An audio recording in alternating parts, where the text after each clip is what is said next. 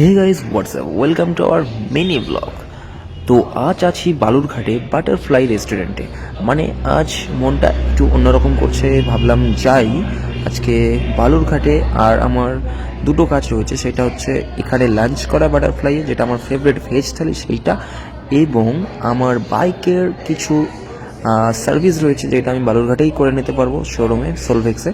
সেই জন্য আজকে বালুরঘাটে আসা। তো আমরা এখন রাইট নাও লাঞ্চ করছি বাটারফ্লাইয়ে স্পেশাল ভেজ থালি।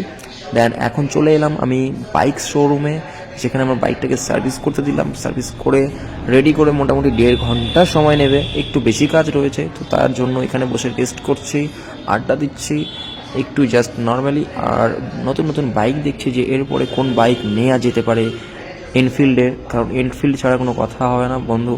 ব্র্যান্ডেড বাইক পুরো একদম লেভেলের, কি বলবো। এদিকে সুজয় ভাবছে কখন বাড়ি যাবো, আমাকে ফাঁসিয়ে দিল, মানে টেনশনে পড়ে গেছে।